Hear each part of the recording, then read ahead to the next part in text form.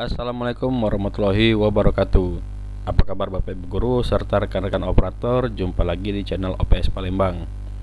Baik, pada video kali ini saya akan menyampaikan informasi Bapak Ibu ya, dari website Kemendikbud atau kemdikbud.go.id tentang SKB 4 Menteri terbaru atur pembelajaran tatap muka 100%. Jadi di sini Bapak Ibu saya bacakan, Jakarta 11 Mei 2022.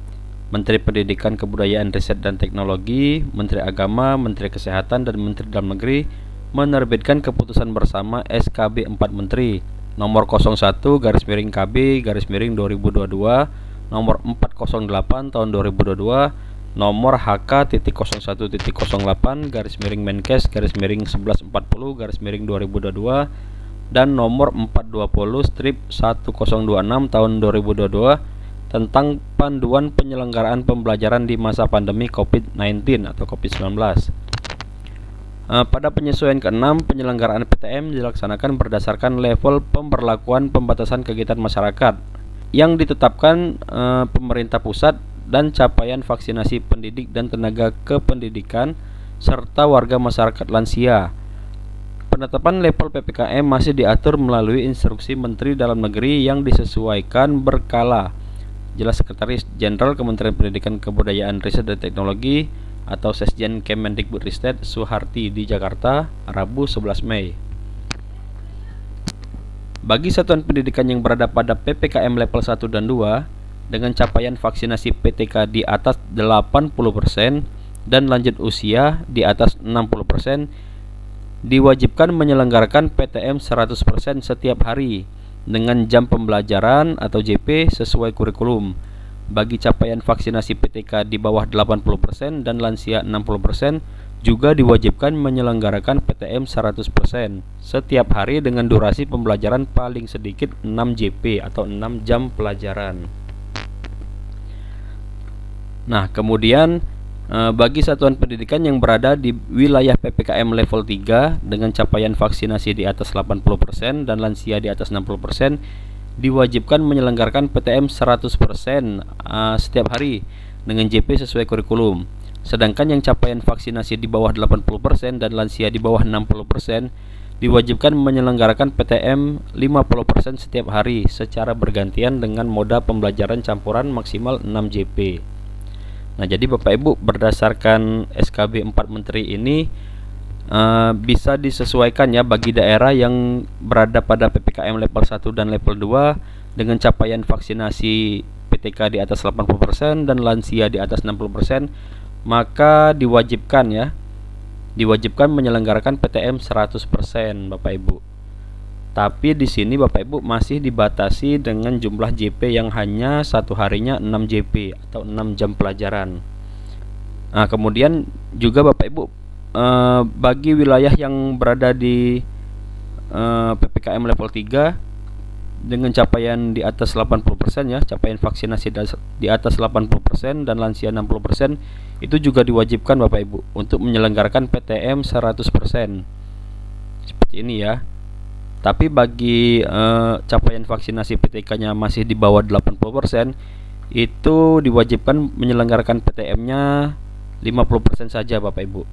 Seperti itu ya, artinya dibagi ya atau dibuat per shift. Suharti mengatakan bahwa penyesuaian aturan telah melalui pembahasan lintas sektor dengan mempertimbangkan hasil penilaian situasi pandemi COVID-19 terkini dengan melibatkan para pakar pendidikan dan epidemiolog. SKB 4 Menteri yang terbaru menjadi acuan untuk pemerintah daerah dalam melaksanakan PTM.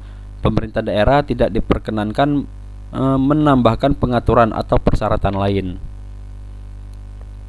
Kemudian beberapa perubahan aktivitas dalam pembelajaran tatap muka diantaranya dapat kembali dilaksanakan kegiatan ekstrakurikuler dan olahraga dengan ketentuan aktivitas dilakukan di luar ruangan atau ruang terbuka. Selain itu, kantin kembali dibuka dengan kapasitas pengunjung maksimal 75% untuk PPKM level 1, 2, dan 3 dan 50% bagi satuan pendidikan di PPKM level 4. Lalu pengelolaan kantin dilaksanakan sesuai dengan kriteria kantin sehat dan tetap menerapkan protokol kesehatan yang ketat. Karena tidak semua anak bisa membawa bekal dari rumah, maka kita beri izin agar kantin sekolah dapat kembali beroperasi dengan penerapan protokol kesehatan, kata Soeharti. Untuk pedagang makanan di luar pagar wajib dikoordinasikan dengan Satgas Penanganan COVID setempat dan diperbolehkan berdagang dengan menerapkan protokol kesehatan yang ketat sesuai dengan pengaturan PPKM. Pastikan anak-anak kita mengkonsumsi makanan yang bergizi dan dimasak dengan baik, tambah Soeharti. Orang tua atau wali peserta didik masih dapat memilih sehingga anaknya dapat mengikuti pembelajaran tatap muka atau pembelajaran jarak jauh sampai tahun ajaran 2021-2022 berakhir. Bagi orang tua atau wali yang masih memilih pembelajaran jarak jauh, perlu melampirkan surat keterangan kesehatan anaknya dari dokter, ujar Soeharti. Pemerintah pusat dan pemerintah daerah sesuai dengan kewenangannya wajib melakukan pengawasan dan evaluasi secara berkala terhadap pelaksanaan pembelajaran dan melaksanakan surveillance epidemiologis. Pelanggaran protokol kesehatan pada saat pembelajaran tatap muka berlangsung dapat diberikan sanksi oleh pemerintah pusat, pemerintah daerah, ataupun kantor wilayah Kementerian Agama Provinsi Kabupaten Kota sesuai dengan kewenangannya. Apabila ditemukan kasus positif terkonfirmasi lebih dari 5% dan terjadi klaster penularan, maka PTM dapat dihentikan sementara sekurang-kurangnya 10 kali 24 jam. Namun apabila setelah dilakukan surveillance dan ditetapkan bukan merupakan klaster penularan dan angka terkonfirmasi positif di bawah 5%, maka PTM terbatas hanya dihentikan pada kelompok belajar yang terdapat kasus konfirmasi dan atau kontak erat COVID-19 selama 5 kali 24 jam. Selanjutnya, apabila hasil surveillance perilaku di satuan pendidikan di bawah 50%, perilaku di satuan pendidikan di bawah 80%, maka perlu dilakukan asesmen ulang kesiapan daftar periksa dan penerapan protokol kesehatan, pungkas Sekjen Kemendikbudristek. Nah, jadi seperti itu Bapak Ibu ya. Jadi tinggal kita tunggu pemerintah daerah masing-masing untuk menindaklanjuti SKB 4 Menteri ini.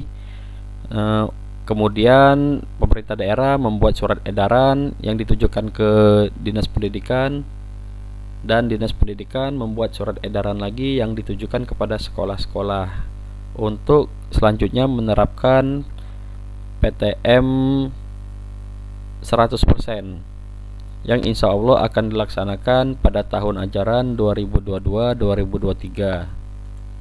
Nah, jadi mungkin ini informasi yang dapat saya sampaikan Bapak Ibu ya. Semoga menjadi kabar baik bagi orang tua, khususnya juga bagi guru yang sudah lebih kurang 2 tahun ini melaksanakan pembelajaran secara daring atau pembelajaran jarak jauh. Demikian informasi yang saya sampaikan, semoga bermanfaat. Saya akhiri, wassalamualaikum warahmatullahi wabarakatuh. Dadah.